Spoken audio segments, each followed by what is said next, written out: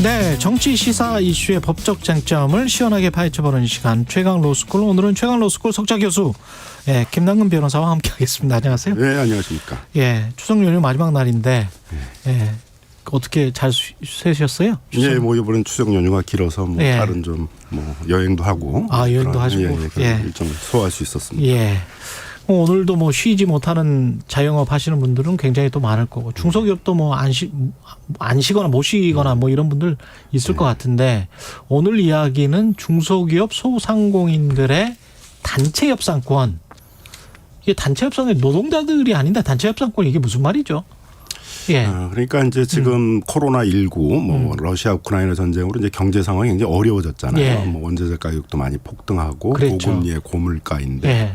근데 대기업과 거래하는 중소기업이나 자영업자의 경우에는 그 거래 조건이 하나도 변동이 안 되니까 그 삼고의 그 경제 위기 상황들을 그냥 다 떠안게 돼 버린단 말이에요. 그렇죠. 그래서 거래 조건이 굉장히 악화되게 됐죠. 예. 그래서 거래 조건 개선을 하기 위해서는 그 중소기업이나 자영업자 한 개씩이 대기업 본사하고 협상을 하는 건 어려우니까 그 중소기업 단체, 자영업자 단체를 구성해서 단체 협상을 할 수 있게 해달라라는 거죠. 뭐 쉽게 얘기하면 이제 노동조합이 그런 거죠. 노동조합도 150년 전에는 이제 단체 협상을 요구하게 되면 이제 담합행위라고 해서 처벌을 받았거든요. 그랬군요. 근데 이제 150년 전서부터는 이제 그 노동조합에 대해서는 그렇게 집단으로 거래 조건을 개선하기 위한, 그러니까 임금이나 이런 게 이제 결국 거래 조건이 되는 그렇죠. 거잖아요. 네. 개선하기 위한 이제 단체 협상권을 인정하는 것이 오히려 국가 전체적으로는 이제 소득의 맞다. 적정한 분배와 뭐 내수 경제 활성화 뭐 이런 것에 더 도움이 되고 그런 사회 양극화나 갈등 이런 걸 예방하는 데 도움이 된다 그래서 이제 그걸 허용하는 쪽으로 왔었잖아요. 그렇죠.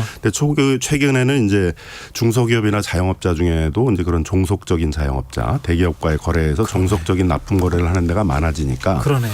그런 부분에 대해서는 이제 단체 협상권을 부여해서 거래 조건을 개선하도록 하자라는 이제 요구가 나오고 있는 것이죠. 1대1로 하면은 사실은 제대로 임금을 못 받거나 복지 혜택을 못 누릴 가능성이 높고 이거는 뭐 보수나 진보를 떠나서 미국의 경제학자들이 하는 이야기인데 70년대 이후에 미국의 제가 다시 한번 말씀드리지만 보수나 진보 다 경제학자들이 하는 이야기가 그 인플레이션이 굉장히 좀 저하됐었던 시기가 우리가 있었잖아요. 디플레이션 시기가 있었는데 그게 노동조합의 약화와 딱 맞물려요.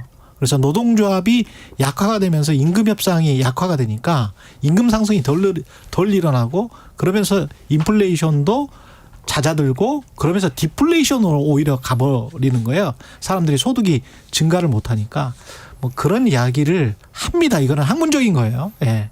이제 비슷한 거죠. 예, 비슷한 거예요. 지금 이게. 중소기업이나 자영업자들이 예. 거래 조건을 개선을 못하니까 또 예. 그들이 고용하고 있는 노동자들이 많잖아요. 그렇죠. 그럼 중소기업이나 자영업자에 고용된 노동자들은 실질 임금이 굉장히 감소하는 거죠. 그렇지. 근데 대기업들은 이제 많은 이익들을 얻게 되니까 어떤 대기업 같은 경우는 1년에 한 3천만 원이 올랐다 하잖아요. 이번 그렇지. 임금 교섭에서. 예. 그러니까 양극화가 더 심해지는 거죠.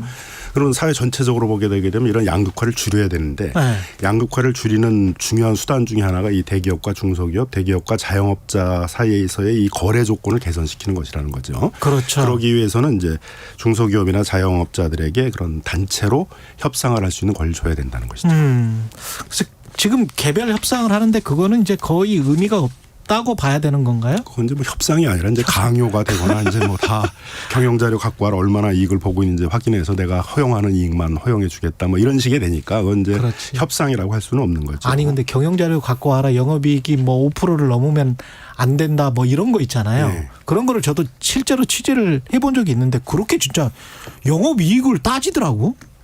진짜로? 그러니까 이제 사실은 중소기업 노동자의 임금 결정은 대기업이 한다고 그러잖아요. 네. 노무비는 얼마여야 된다. 재료비는 얼마여야 된다. 네. 이유는 얼마 범위 내에서 인정이 된다. 뭐 이렇게 하니까.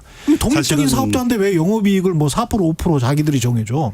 근데 이제 문제는 그렇게 대기업과 거래를 주로 하는 중소기업이 전체 중소기업의 47%나 되고 예.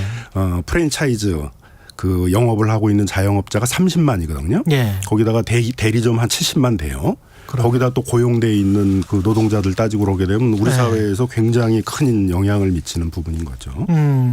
이걸 그러면 어떻게 좀 단체 협상권 같은 거를 법적으로 어떻게 만드는 겁니까? 아니면은 그래서 이제 뭐 단적인 거는 가맹점거래 공정화에 관한 법률. 거기는 이제 단체 협상권이 부여되어 있죠. 예. 그래서 2014년도에 이제 남양유업 사태라고 그래가지고 이제 그 대기업 본사의 갑질일이 문제가 돼가지고 맞습니다. 이제 이 불공정행위를 개선해야 된다라는 사회적 여론이 높았는데요. 예. 그때 도입이 돼서 이제 그 당시에 막 프랜차이즈 본사들이 인테리어를 막 몇 천만 원씩 하는 것들을 강요하고 예. 뭐 편의점 같은 경우는 의무적으로 심야에 그 영업을 하도록 강요를 하고 그렇죠. 그런 이제 불공정행위들이 많았습니다. 특히 이제 외식업 같은 경우에는 이제 무슨 시중에서 다 파는 건데 이제 그렇지. 무슨 치즈 뭐 단무지 그렇지. 뭐 이런 거를 시중 가격에 5배 10배씩 팔고 그래가지고 이제 그 문제가 많았는데 그런 거를 이제 뭐 개선하는데 이제 많이 이 단체 협상의 역할을 한 것이죠. 그러네요.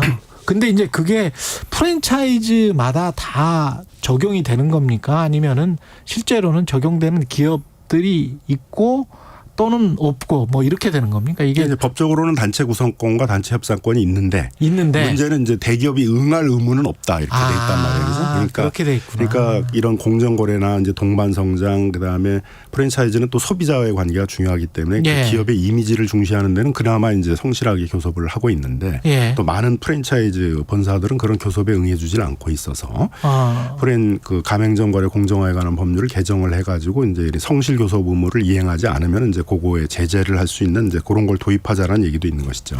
이게 부작용 같은 거는 없을까요? 어떻게 보십니까? 뭐 부작용도 있을 수 있겠지만은 이제 이런 거래 조건을 개선을 해가지고 사회의 양극화를 줄인다. 그리고 거기에 고용돼 있는 중소기업이나 자영업자에 고용돼 있는 노동자들의 어떤 그 생활 수준 뭐 사회적 지위 이런 걸 올린다라는 어떤 긍정적 효과가 더 크다고 보기 때문에 적극적으로 도입해야 된다는 것이고 또 실제로 독일이나 일본 같이 이런 중소기업들에게 단체 협상권을 부여하고 있는 나라들은 소위 이제 중소기업 강국이라고 그러잖아요. 예. 그래서 대기업뿐만이 아니라 그 소재 부품 장비를 만드는 그 중소기업 자체의 경쟁력이 크기 때문에 해외에도 직접 나가서 상당한 경쟁력들을 발휘하고 있잖아요. 그러네요. 특히 제조업이나 뭐 이쪽은 그럴 것 같은데 근데 언뜻 드는 생각에 만약에 이분들이 단체 협상권이 세져서 새로운 진입자 있지 않습니까? 새로운 무슨 사업주가 나도 이 프랜차이즈를 해보고 싶어라고 해서 들어오려고 하면 안 돼. 우리 그 협의회에 어떤 허락을 받아야 돼. 이렇게 되면 공정시장 경쟁의 룰에 지금도 이제 공정거래법에 의해서 사업자 단체가 그렇게 폐쇄적으로 운영을 하면서 우리한테 못 들어오게 폐쇄적으로 운영하면 거기에 대해서는 이제 불공정행위로 제재를 하게 돼 있거든요. 그렇습니까? 그건 뭐 지금 법제로도 충분히 제재를 할 수 있는 것이죠. 그렇게 돼서 가불 구조가 뒤바뀐다거나 그럴 가능성은 없는 거네요. 그러면 지금도 제재가 가능하니까. 그렇게 뭐 만만한 데들이 아니기 때문에 절대 그런 거 걱정 안 하셔도 됩니다. 그렇군요. 온라인 쇼핑몰이나 배달 어플 같은 경우도 이제 승자 독식 많았고 과다한 수수료가 문제가 됐었는데 단체 협상권을 갖게 되면 이 문제가 좀 해결이 됩니까? 그렇죠. 이제 그래서 전 세계적으로 지금 이 플랫폼 독점 문제가 심각해지고 있잖아요. 예. 그래서 뭐 아마존과 같은 오픈 마켓이라든가 우리나라는 특히 이제 배달앱 같은 경우도 있습니다만 과다 수수료가 문제가 되고 있죠. 예. 그래서 뭐 광고 수수료, 무슨 결제 수수료, 중개 수수료 이런 거 다 합치면 뭐 전체 매출액이 한 20-30%를 수수료로 낸다 이렇게 해서 부담이 강하니까 전 세계적으로 이걸 해결하는 방법으로 하는 게 단체 협상권을 주자는 거죠.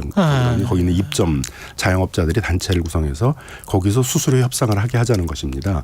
윤석열 정부에서도 이제 뭐 자율 규제 이런 표현을 쓰고 있는데 그 대기업 그 플랫폼과 개별 입점업체 사이에 있어서 자율 협상이라는 건 뭐 자율 협상이 될 리가 없잖아요. 그렇죠. 적어도 자율 교섭이 되려면은 이 입점업체들도 단체를 구성해서 단체 협상을 할 수 있어야 되거든요. 예. 그래서 전 세계적으로 이제 입점업체들에게 이런 단체 협상을 하도록 유도하는 이제 그런 정책들을 쓰고 있습니다. 그래서 우리도 온라인 플랫폼 거래 공정화에 관한 법률, 이제 온플법이라고 보통 그러죠. 예. 그 법에 이제 그런 내용들이 담겨져 있거든요. 예. 지금 국회에서 한 2-3년 동안 지금 논의를 진척을 못 시키고 있는데 예. 이번 정기국회에서는 이제 꼭 처리해야 될 법률 중에 하나죠. 그걸 유도하고 강제할 수는 없는 거죠. 뭐 이제 협상을 하는데 예. 협상에 응하지 않거나 불성실하게 임하거나 그러게 되면 이제 그런 것들을 뭐 불공정 행위를 보거나 독점적 지위를 남용한 것으로 이제 보는 거죠. 대표적인 게 언론사입니다. 지금 이제 구글이 뉴스 콘텐츠에 대해서 그 무보상 정책을 쓰고 있잖아요. 그렇죠. 구글이나 페이스북이 예. 자기들은 그걸로 광고 수입도 없고 뭐 그렇습니다. 이용자들 늘리고 있는데 언론사들은 하나도 보상을 안 한단 말이에요. 예. 그래서 이거는 독점적 지위를 남용해서 단체 협상에 응하지 않는 것이다라고 해가지고 프랑스나 이런 데서는 이제 그걸 독점 남용 행위로 제재를 했고 예. 일본도 최근에 이제 그런 권고를 했거든요. 그리고 캐나다, 호주, 미국 다 뉴스미디어 협상법이라고 그래가지고 언론사 단체하고 구글이나 페이스북이 협상을 해라. 뉴스 콘텐츠를 어떻게 보상할 것인지에 대해서 그렇군요. 그렇게 이제 다 하고 있어요. 그래서 캐나다법에 의하게 되면 구글이 이제 한 1,670억 1년에 예. 그다음에 페이스북이 한 580억 정도를 언론사한테 이렇게 그 수익을 배분하도록 하는 그런 이제 세부 세치까지 맞는 상황입니다. 그래서 이 플랫폼 독점 문제 때문에 일어난 여러 가지 어떤 불공정의 문제, 예.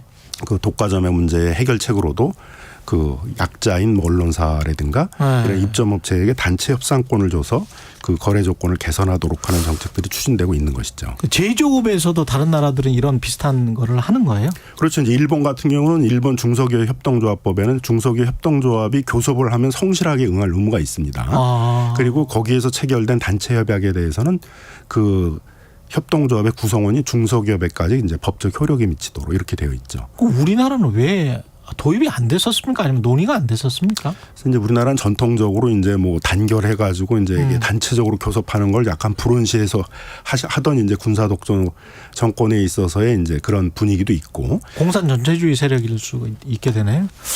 그리고 뭐 노동조합에 대해서도 이렇게 뭐 굉장히 적대시하는 예. 정권들이 있었잖아요. 예. 근데 뭐 그거 함께 또 하나는 이제 대기업들의 영향이 굉장히 큰 거죠. 그래서 예. 소위 대관 업무라고 그래가지고 이제 그렇죠, 그렇죠. 국회가 열릴 때마다 정기국회 때마다 보게 되면 이제 대기업들이 와가지고 뭐 그 논의되고 있는 정책들, 예를 들면 온라인 플랫폼 거래 공정화에 관한 법리다. 그럼 플랫폼 기업들이 와서 그 의원실마다를 돌아다니면서 그렇죠. 이제 그거에 반대하는 입장 같은 걸 전달을 하고 예. 뭐 또 자기들 나름대로 뭐 혁신 성장론 이런 걸 제시하면서 예. 대기업이나 플랫폼 기업들이 혁신 성장하려고 되면 뭐 규제를 풀어줘 가지고 이런 사업을 자유롭게 할 수 있어야 되는데 뭐 예. 입점업체하고 협상하도록 하고 그렇게 되면 이제 뭐 발목이 잡힌다 뭐 이런 식의 이제 막 논리를 펴가지고 예. 그 국회에서의 어떤 입점이나 그 입법이나 이런 것들을 이제 저지하고 있는 것이죠. 행정부 내에서도 사실은 생각해 보니까 산자부는 대기업 위주의 어떤 지원을 하는 것 같고 산자부는 그렇게 말은 안 하겠지만 중소기업부는 중소기업을 지원을 하는 것 같고 근데 산자부가 늘 위에 있었던 것 같거든요. 행정부의 서열상. 그러면서 이제 대기업 위주의 구조를 행정부에서도 좀 뒷받침해 준 게 아닌가. 역대 정부 모두 다. 그런 그렇죠. 느낌이 좀 듭니다. 사실은. 그러니까 어떤 산업이나 업종은 중소기업들이 주로 하는 데들이 있잖아요. 예. 예를 들면 자동차 부품 업종이다 그러면 그건 자동차 완성차 제조업과 달리 중소기업들이 하는 거잖아요. 그렇죠. 그다음에 이제 유통도 보면 중소 유통 자영업자들이 하는 유통 분야가 있는 거고 대형마트처럼 대기업들이 하고 있는 게 있는데 그럼 적어도 중소기업이나 소상공인들이 하는 그런 업종이나 산업들은 중소벤처기업부가 산업 정책을 필 수 있어야 되는데 그렇죠. 우리는 그런 업종이나 산업에 대해서도 산업 정책이다 그러면 다 산자부만 하게 돼 있단 말이에요. 예. 중소벤처업은 개별 기업 지원만 하게 돼 있단 말이에요. 그렇죠. 하다못해 봉제 인쇄 이런 건 아무 관심도 없어요. 산자부에 가보게 예. 하게 되면은. 근데 봉제 인쇄 산업 정책도 주로 산자부가 하게 돼 있다는 거죠. 그렇죠. 그러다 보니까 중소기업들이나 자영업자들이 있는 그 업종이나 산업도 산업 정책을 펴서 어떤 그 산업을 혁신시켜야지만 거기에 있는 중소기업이나 자영업자들도 성장할 수 있는 것인데 산업 정책은 그대로 두고선 개별 기업만 지원한다 그래가지고는 이 해결되기가 아니지. 어렵다는 거죠. 예. 그래서 그 개별 중소기업이나 개별 자영업자들이 아니라 그들이 속한 업종이나 산업 전체를 보면서 행정을 하는 그런 게 중소벤처부에서 안 된다는 것이죠. 융합형으로 좀 해야 될 것 같네요. 그래서 그런 것도. 공제, 뭐 인쇄, 수제화 이런 건 서울 같은 도심 제조업에서는 굉장히 중요하거든요. 서울 같은 그렇죠. 데서는 네. 그 정책을 누가 하냐면 서울시가 하는 거예요. 산자부 관심 있겠어요. 뭐 중기부는 할 수가 없고 법적으로. 예. 여기까지 말씀 듣겠습니다. 최강 로스쿨의 김남근 변호사였습니다. 고맙습니다. 예, 감사합니다. 예, 10월 3일 화요일 KBS 1라디오 최경영의 최강시사였고요. 내일 아침에 다시 돌아오겠습니다. 고맙습니다.